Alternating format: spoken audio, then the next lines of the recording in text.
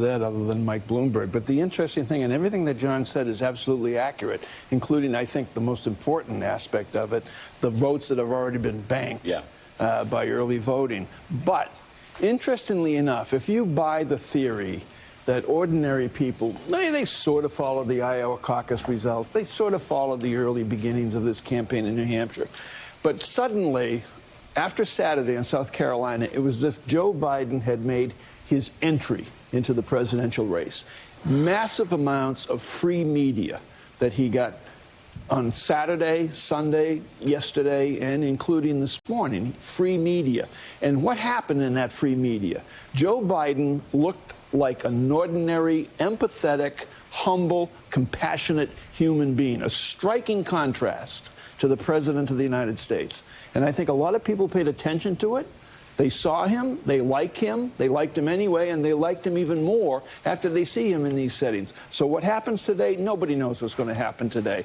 But I would expect that he will have a much, much, much better day today than he ever dreamed of having last Friday. Yeah, and Joe, as you know, a lot of moderate Democrats in the parties who are going to vote today on Super Tuesday and beyond, sort of waiting to see who is that candidate. If I don't like Bernie Sanders, who is it? Well, Amy Klobuchar, Pete Buttigieg, Harry Reid, and others going down the list said yesterday it's Joe Biden. Yeah, Susan Rice, Barack Obama, word out that Barack Obama had sent the message over the last few days that Joe Biden was the guy to get behind. They threw cold water on that once that got out, but that word certainly getting out to other Democrats. But, you know, today's going to be fascinating. The name Mike Bloomberg came up. What we found out again this cycle, which we learned in 2016, is paid advertising is not moving voters. It didn't in 2016.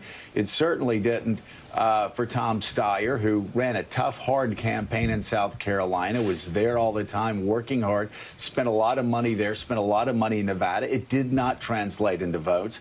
And I just wonder if we're not going to see the same thing in a very big way tonight with Mike Bloomberg. And, you know, Mika, you look at some of the polls that have come out. There have only been a few polls that have come out completely post South Carolina. One of them is a Virginia poll where Joe Biden and Bernie Sanders were deadlocked just a few days ago. In this new poll, Joe Biden is up by over 20 points. The impact of that on delegates coming out of Virginia would be massive, especially if Elizabeth Warren and Bloomberg didn't reach the 15% threshold. If we are starting to see that across the Deep South, Joe Biden is going to pull in a hell of a lot more delegates in some of these southern states especially than anybody ever anticipated. The question again, though, with California and some other states, goes to those banked votes. How many absentee votes, how many early votes are going to be coming in, things that were locked in, votes that were locked in when Biden was in 4th place, 5th place, 2nd place in Nevada. Well, President Trump has been following the Democrats to their primary states with rallies of his own. Last night, continuing on the trend in Charlotte, North Carolina, one of the states that votes today, here is the political analyst in chief. It's being rigged against, it's sad, it's being rigged against Crazy Bernie. Crazy Bernie's going to go crazy, crazy.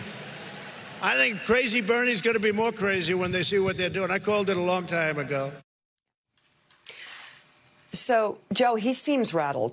Just looking at his tweets, and he's going after Bloomberg, he's going after Biden, he's going after the press, he's trying to bring up old videos, you know, concocting ways that these candidates look like they've said something terrible.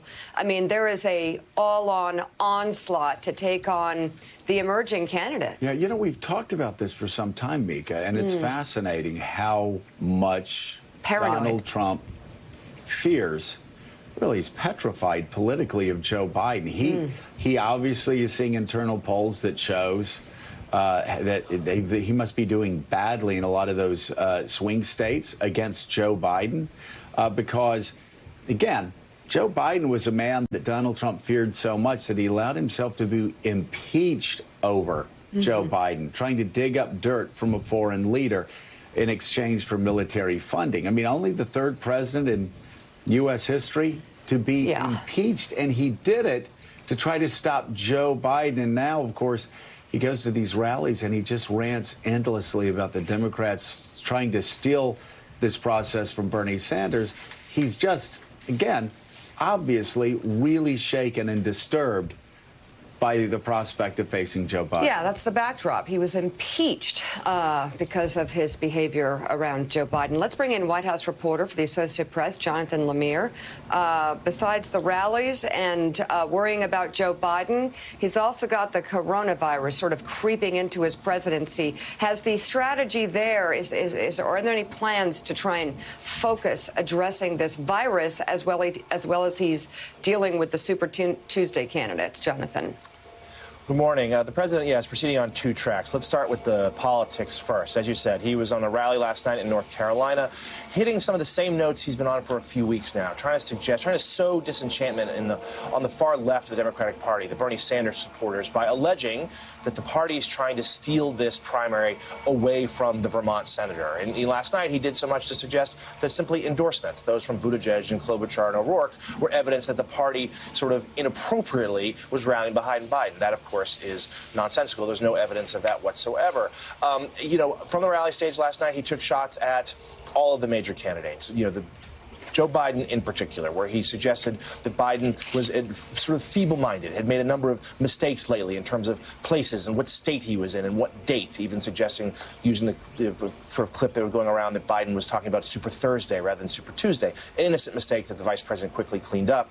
But the president has been pointing to that idea that Joe Biden was not up for the job. He made fun of Mike Bloomberg again for all the money he has spent with very little results. He's once again used the racial slur, Native American racial slur Pocahontas, to describe Elizabeth Warren, and so on. But it's the Biden thing that is the heart of this, where, as Joe pointed out correctly, it was his fears of Joe Biden and Biden's ability to sort of win away some of those upper Midwest voters, those white working class voters who may have backed Barack Obama in 2008 or 2012, but then supported Donald Trump in 2016, that the president is banking on again, and that he fears that, and people around him fear, that Biden, of the Democratic candidates, has the best chance to steal away. And it was his fear about that led him to be indeed impeached. And we're seeing suddenly now, as Biden has staged this remarkable comeback in the last few days, the president is focusing on that again. And his aides are previewing that once more, we're going to start hearing things about Hunter Biden and Ukraine and inappropriate behavior as he ramps up the attacks, suddenly thinking that Biden might, in fact, emerge, if not the favorite coming out of today, but certainly as a co-favorite, narrowing it to a two-person race with Bernie Sanders. So, speaking of feeble-minded, I was stunned, a lot of people were stunned, by the clip of the president trying to grasp the process of making a vaccine, trying to grasp what a vaccine is, what a pandemic is. Can you give us some background on how the president went in so ill-prepared to his meeting yesterday and just so ignorant of the basics of the process of trying to develop a vaccine for the coming pandemic?